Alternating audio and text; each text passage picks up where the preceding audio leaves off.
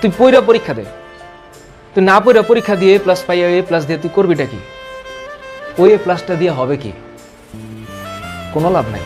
পইরা পরীক্ষা দিয়ে এ প্লাস পা, আর যদি এ প্লাস নাও পাও তাতেও সমস্যা নেই, কোনো ব্যাপার না, ব্যাপার পরে দেখা যাবে।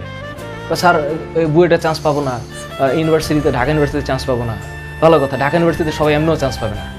বাংলাদেশে যদি 20,000 ধরো যে 1 লাখ গোল্ডেন এ প্লাস পায়, ধরো তো 1 লাখ কি বুয়েটে চান্স পাবে?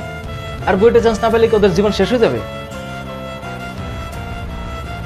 চিল, লাইফটা অনেক বড়, সাকসেসের কোনো ল্যান্ডমার্ক নাই, কোনো ল্যান্ডমার্ক নেই। হ্যাঁ, বুয়েটে চান্স পাইলে জীবনে সাকসেসফুল হওয়ার মানে গতানুগতিক সামাজিক ব্যবস্থায় সাকসেসফুল হওয়ার পসিবিলিটি বেশি।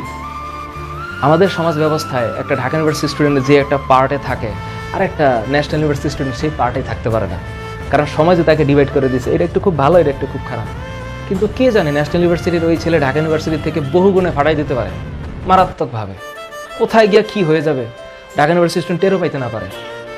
এখন ঘটনা হচ্ছে আমরাই আসলে এখানে ডিভাইড করে ফেলছি। হ্যাঁ, ইনস্টিটিউশন ম্যাটার। ভালো স্টুডেন্ট ভালো জায়গায় পড়বে, ভালো জায়গায় স্টুডেন্টই ভালো হবে, সত্য কথা। ইনস্টিটিউশন ফ্যাক্টর, কিন্তু ওই স্টুডেন্টই ওই ইনস্টিটিউশনই একমাত্র সলিউশন না, আরও সলিউশন আছে জীবনে। এটাই মাননীয় শিক্ষামন্ত্রীর একটা ভিডিও আমার পেজে আছে, আমি সেখানে কমেন্টগুলো দেখি, এক একজন ফাটাই ফেলতেছে, আরে দূর রাখেন এগুলো আবেগী কথাবার্তা, এইসব এ প্লাস ছাড়াও চলবে, এ প্লাস না পেলে তো কোনো বাপ মাই তো পাত্তা দেয় না। ওইসব বাবা মাই তো আর একটা প্রবলেম, ওইসব বাবা মাই তার একটা প্রবলেম, কারণ এইসব বাবা মা বাচ্চাদেরকে মেন্টাল টর্চার করে।